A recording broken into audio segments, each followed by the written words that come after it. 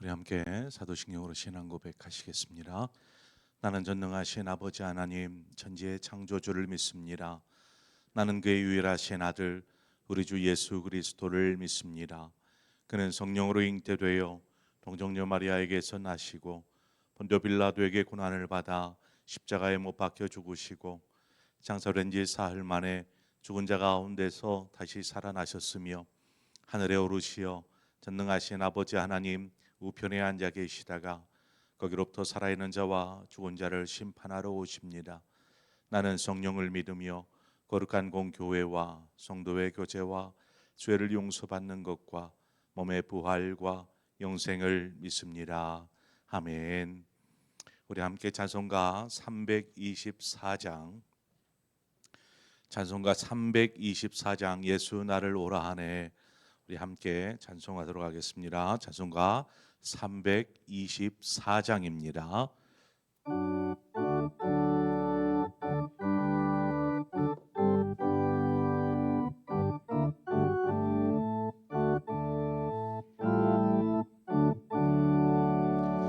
예수 나를 오라 하네, 예수 나를 오라 하네. 어디든지 주를 따라 주와 같이 가려네. 주의 인도하심 따라 주의 인도하심 따라 어디든지 주를 따라 주와 같이 가려네. 겟세마네 동산까지 주와 함께 가려 하네. 피땀 흘린 동산까지 주와 함께 가려네.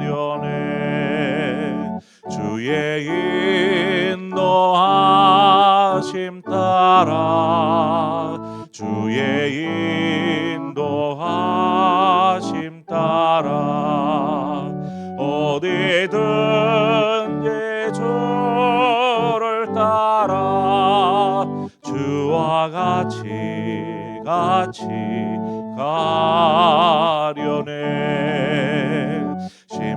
심판하실 자리까지 주와 함께 가려 하네. 심판하실 자리까지 주와 함께 가려네. 주의 인도하심 따라 주의 인도하심 따라 어디든지 주를 따라 주와 같이 가려네.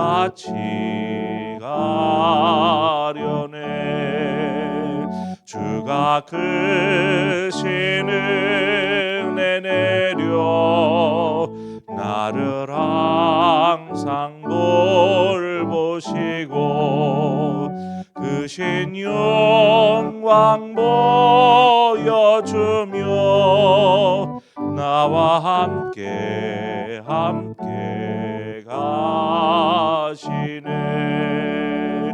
주의 인도하심 따라 주의 인도하심 따라 어디든지 주를 따라 주와 같이 가려네. 아멘. 하겠습니다. 열왕기상 13장 20절에서 32절의 말씀입니다. 열왕기상 13장 20절에서 32절의 말씀을 우리 함께 한 절씩 교독해서 보도록 하겠습니다. 그들이 상 앞에 앉아 있을 때에 여호와의 말씀이 그 사람을 데려온 선지자에게 임하니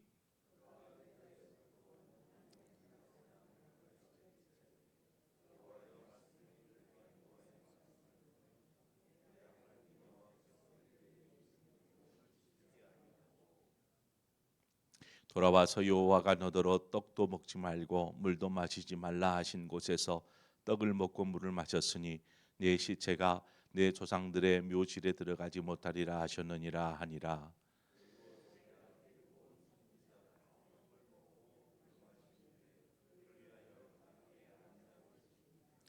이에 그 사람이 가더니 사자가 길에서 그를 만나 물어 죽임에 그의 시체가 길에 버린 바 되니 나귀는 그 곁에 서 있고 사자도 그 시체 곁에 서 있더라.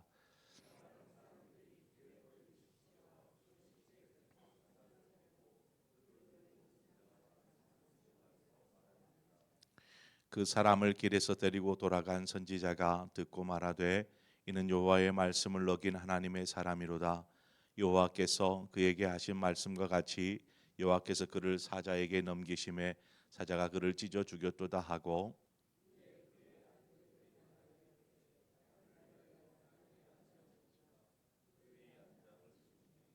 그가 가서 본즉 그의 시체가 길에 버린 바 되었고 나귀와 사자는 그 시체 곁에 서 있는데 사자가 시체를 먹지도 아니하였고 나귀를 찢지도 아니하였더라.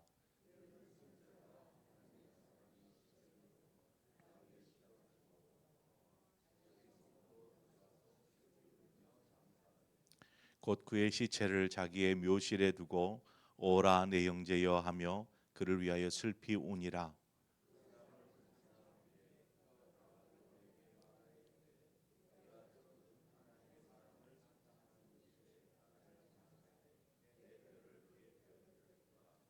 함께 읽습니다.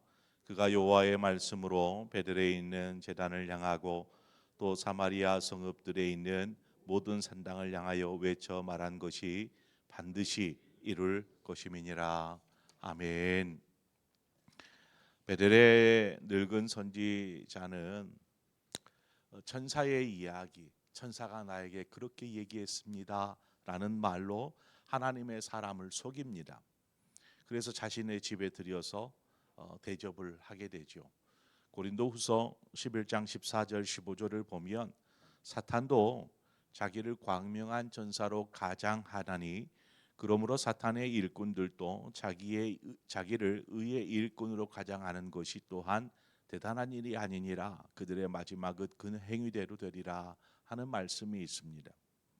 사탄이 천사로 가장하듯 지금 늙은 선지자는 천사의 말이다라는 속임으로 하나님의 사람을 쉽게 속일 수 있었습니다. 그러니까 하나님의 사람이 이 늙은 선지자의 말을 그냥 그대로 받아들인 것이죠. 천사가 나도 선지자다. 천사가 나에게 어제 말씀해 주었다. 너를 데리고 가서 대접하라. 이 말씀을 그래서 이렇게 했다고 하니까 그대로 믿은 것이죠. 여러분이 하나님의 사람의 입장이라면 그 말을 들었을 때 어떻게 행동했겠습니까?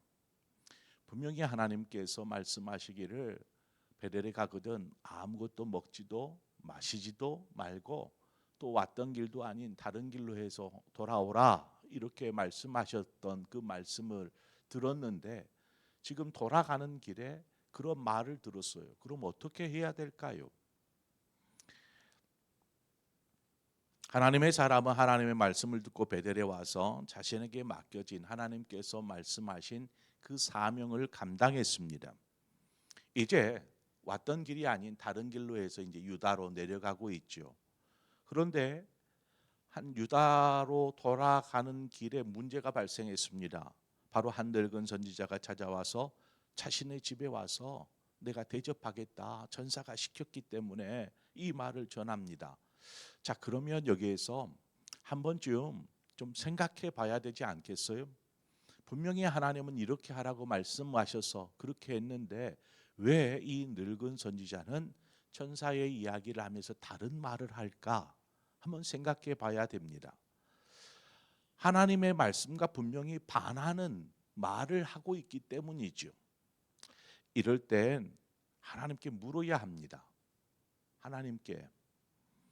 그러나 하나님의 사람은 하나님께 묻지 않습니다. 그저 늙은 선지자의 말만을 믿고 그대로 따라가서 대접을 받게 되지요. 우리가 어떤 하나님의 말씀을 듣고 순종하며 나아갈 때에 이런저런 다른 이야기들을 전해 들을 수 있습니다. 아, 그러면 그것도 좋겠군요. 설령 하나님의 사람이 그렇게 내가 사명을 감당하고 이제 돌아가니 또 수고했다고 하나님께서 또 이렇게 대접하시는가? 이렇게 오해할 수도 있지 않습니까? 그래서 우리는 항상 깨어서 기도해야 합니다. 기도해야 할 이유, 항상 쉬지 말고 기도해야 될 이유가 여기 있습니다. 기도하는 것이 무엇입니까? 하나님 그게 맞습니까? 확인하고 하면서 우리의 걸음을 내디뎌 가는 것입니다. 확인하지 않고 그저 그냥 마음의 생각대로 움직였다가는 쉽게 넘어질 수 있는 것이죠. 우는 대적 마귀가 삼킬 자를 찾듯이 우리의 빈틈을 노리는데 바로 딱 이때에 걸려든 것입니다. 결국 그 늙은 선지자의 집에 가서 음식을 대접받는데 그때에 하나님께서 이 늙은 선지자에게 임합니다. 그리고 이 하나님의 사람에게 이야기하시죠. 22절에 보면 돌아와서 여호와가 너더러 떡도 먹지 말고 물도 마시지 말라 하신 곳에서 떡을 먹고 물을 마셨으니 내 시체가 내 조상들의 묘실에 들어가지 못하리라 하셨느니라 하라. 늙은 선지자의 집에서 나온 하나님의 사람은 이후에 이제 유다로 돌아가는 과정 속에서 사자를 만나게 됩니다. 그리고 사자에 물려서 죽게 되지요. 왜 하나님은 한번 생각해 보세요. 늙은 선지자를 벌하지 않으시고 왜 하나님의 일을 충실하게 감당하다가 한순간에 실수라고 보여집니다. 이러한 작은 실수를 범한 하나님의 사람에게 이처럼 엄한 재앙으로 임하셨던 것일까요? 왜 이렇게 굳이 사자를 통해서 잡아 죽이게끔 그렇게 만들어 버리시는 걸까요? 하나님은 이 하나님의 사람의 죽음, 이 사건을 통해서 이스라엘 백성에게 또한 분명한 표징으로 삼고 계신 것입니다.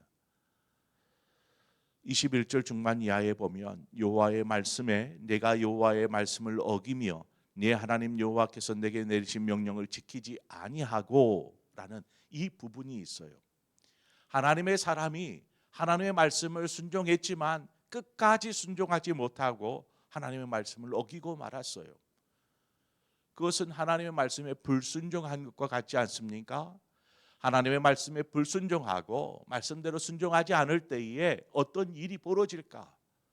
이 하나님의 사람이 당한 일을 통해서 보여주고 있더라는 것입니다. 계시인 것입니다. 하나님의 말씀을 지키지도 따르지도 않고 도리어 우상을 섬기는 이 베델에 하나님의 사람이 그 하나님의 심판으로 경고하지 않습니까? 그 하나님의 심판이 분명하게 임하게 될 것을 이 하나님의 사람의 죽음으로 보여주고 있더라는 것입니다. 하나님은 분명하게 그렇게 심판하실 것이라는 것이죠. 자, 그렇다면 늙은 선지자는 어떤가요? 하나님의 심판이 잠깐 보류되었을지언정 하나님의 심판에서 그 역시 벗어날 수 없을 것입니다. 자, 사자는 이 하나님의 사람이 유다로 내려가는 도중에 나타나서 그를 죽입니다. 그런데 그를 죽이기만 할 뿐 잡아먹지를 않았어요. 또한 그 하나님의 사람이 타고 있었던 나귀조차도 죽이지 않습니다. 그리고 그대로 그 시체 옆에 서 있었던 것입니다. 이것이 무엇을 말하는 것인가? 이것은 하나님께서 행하신 것이다라는 것을 보여주는 것이죠. 사자가 죽였으면 잡아 먹어야 되는 것이 당연하지 않겠습니까? 또 그 자리를 벗어나는 것이 당연할 텐데 그 자리에 구두커니 서 있습니다. 또 나귀는 죽이지도 않습니다. 마치 다니엘이 하나님 앞에 기도하다가 그것이 기도하는 모습이 발각이 되어서 어떻게 됩니까? 사자굴에 내던져지잖아요. 사자굴에. 그때의 사자가 어떻게 합니까? 다니엘을 잡아 죽이지 않습니다. 아침이 될 때까지 하나님께서 사자의 입을 봉하십니다. 이와 같이 하나님께서 지금 사자 동물을 통해서도 지금 이야기하고 계시더라는 것입니다. 늙은 선지자는 이제 그 얘기가 베델에 들려졌을 때고 늙은 선지자 역시 이 하나님의 사람이 당한 일에 대해서 듣게 됩니다. 그러자 이 늙은 선지자가 직접 찾아와서 그 시신을 수습합니다. 그 옆에서 슬피 울며 자신이 손수 그 하나님의 사람의 시신을 수습하고 또 자기가 누일 묘실에다가 이 하나님의 사람을 이렇게 안치합니다. 이것은 또 무슨 행동일까요? 이것은 늙은 선지자로 인하여서 당한 일이 아닙니까? 그렇죠? 늙은 선지자가 거짓으로 그를 꼬여서 자신의 집에 와서 대접한 일로 인하여서 그가 이러한 재앙을 당하였는데 지금 이 사람이 죽고 나자 와서 슬피 울고 있습니다. 그리고 그 사람의 시신을 수습하고 자기의 묘실에다가 안장합니다. 이건 무슨 이야기일까요? 늙은 선지자는 하나님의 사람이 베델에서 행한 일로 분명히 모욕감을 느꼈습니다. 자신도 선지자인데 유다에서 올라온 하나님의 사람이 이 베델에서 일어나는 일들에 대하여서 하나님의 심판을 경고하고 또 그 징조로 제단이 무너뜨려지는 징조를 보였다라는 것에 모욕감을 느낍니다. 그래서 하나님의 사람을 죽이려고 꾀하는 것이죠. 죽이려고 꾀했겠습니까? 그를 데려와서 대접하려고 하는 것이죠. 그러나 정작 그가 죽게 된 것을 보고 자신이 죽였다라는 죄책감, 이 죄의식이 밀려오는 것입니다. 내가 죽였구나. 내가 하나님의 사람을 죽였구나라는 것이죠. 그는 선지자로서 살아왔는데 현재 자신의 모습은 너무나 무기력하고 또 자존심만 남아 있어서 그 자존심의 상처를 입자 하나님의 사람에게 당신도 연약한 나와 같은 사람이야. 당신 그런 것들을 알려주고 싶어서 그를 자신의 집으로 초대해서 음식을 대접합니다. 하나님께서 먹지 말라 한 것들을 먹었다라는 것이죠. 당신도 나와 같은 연약한 사람이야 라는 것입니다. 그러나 자신이 행한 일로 인해서 하나님의 사람이 죽자 아마 만감이 교차했을 거라고 봅니다. 내가 지금 뭔 짓을 했지? 내가 하나님의 사람을 죽였구나 하는 그 슬피 우는 울음은 바로 자신에 대한 한탄의 소리인 것이죠. 그는 손수 죽은 하나님의 사사남의 시신을 장사 지냅니다.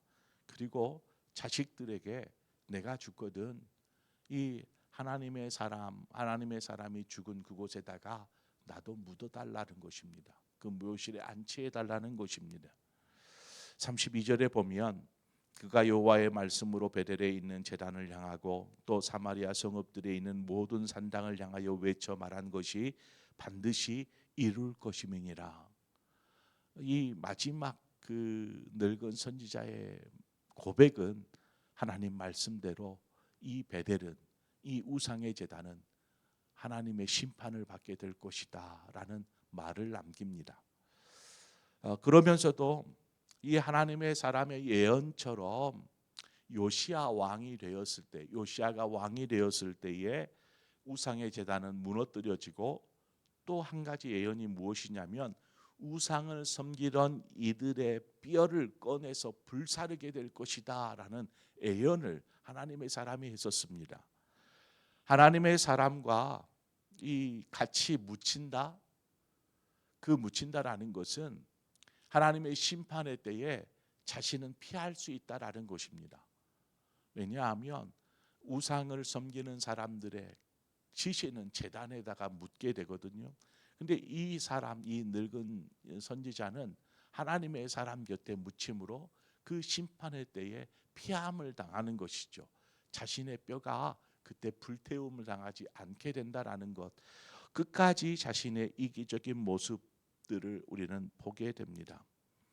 여러분, 우리는 오늘 본문을 통해서 인간의 추악함이 죽는 그 순간까지 변하지 않는다라는 것들을 보게 됩니다.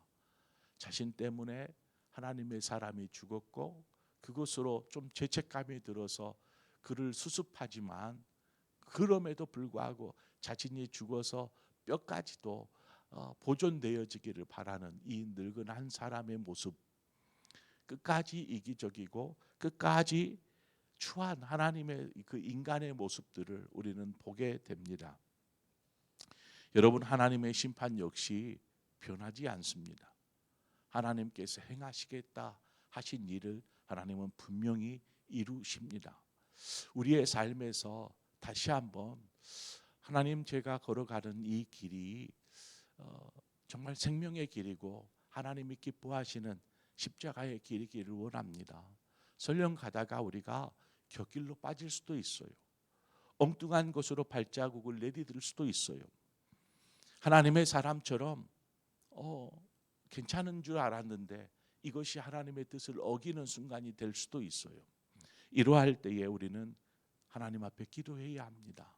아하, 내가 잘못했구나. 내가 잘못했구나.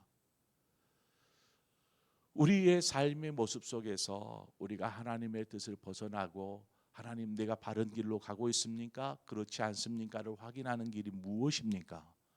그것은 기도밖에 없습니다. 기도해야 합니다. 기도할 때 비로소 하나님께서 우리에게 하나님의 선한 마음을 주시고 내가 그랬구나 깨닫게 하여 주실 것입니다. 그럴 때에 우리는 돌아서면 됩니다. 십자가의 길을 걷는 것이죠. 생명의 길을 걷는 것이죠. 그때에 하나님께서 우리를 인도하여 주실 것입니다. 오늘 이 시간 이 말씀을 통해서 우리가 다시 한번 생각하고 묵상해야 될 부분들, 하나님 나에게 뭘 말씀하시는가 한번 생각해 보시면서 기도의 자리로 나아갔으면 좋겠습니다. 기도하겠습니다. 좋으신 하나님 아버지, 은혜를 감사합니다. 오늘 또한 하나님의 말씀 앞에 겸손히 섭니다. 인간의 추함이 자신의 자존심 상함으로 인하여서 다른 사람에게 피해를 주었던 이 한 늙은 선지자의 모습을 보면서 자신의 한순간의 실수로 한 무고한 하나님의 사람이 죽임을 당하는 것들을 보면서 슬피 울지만 끝까지 자신의 것들을 놓지 않고 있는 한 사람의 추한 모습들을 우리는 보게 됩니다. 하나님, 우리가 이처럼 하나님 앞에서 잘못된 길을 걸었을 때에 하나님 깨닫게 하여 주시고 바른 길을 걸을 수 있도록, 주님 걸어가신 길을 걸을 수 있도록 인도하여 주옵소서. 그래서 다른 곳에서 방황하지 않게 하시고, 설령 우리가 하나님의 길을 갈 때에 어떤 유혹이나 우는 사자와 같이 이 우리를 유혹하며 참기차를 찾는 대적 마귀를 우리가 담대하게 물리칠 수 있도록 늘 깨어있는 우리 모두가 되게 하여 주시옵소서. 그러기 위해서 항상 쉬지 않고 기도하는 기도의 사람으로 세워지게 하여 주시옵소서. 그래서 우리의 끝날까지 주님과 함께 동행하는 삶이 되게 하여 주옵소서. 예수님의 이름으로 기도합니다. 아멘.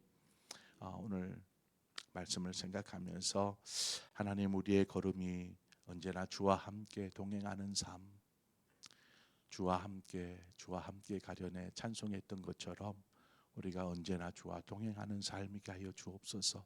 설령 우리가 잘못된 길로 들어섰다라면 돌이키게 하여 주시고 우리가 하나님을 잘 바라보면서 그 길을 잘 걸어갈 수 있도록 인도하여 주옵소서. 이 시간 우리 그런 마음으로 함께 기도하기를 바라고, 더불어서 기도할 것은 우리 이 나라와 민족 한국 교회를 위해서 함께 기도하십시다. 한국 교회가 이 나라를 바르게 세워갈 수 있는 한국 교회로 서게 하여 주옵소서. 제대로 된 판단은 하나님의 몫이기에 우리는 하나님의 말씀 앞에 서는 것이 한국 교회가 해야 될 것입니다. 뭔가를 판단하는 것이 아니라 말씀 앞에 서는 한국 교회, 특별히 한국 교회의 어떤 영적 지도자들을 하나님께서 기억하시고 저들이 바르게 교회를 세워갈 수 있도록 영적 지도자들을 위해서 기도해 주시기를 바랍니다. 더불어서 이 나라와 민족을 위해서 함께 기도하시고 또 여러분 각자의 기도의 점으로 기도하시다가 자유롭게 돌아가시겠습니다. 함께 기도하겠습니다. 하나님 아버지, 은혜를 감사합니다.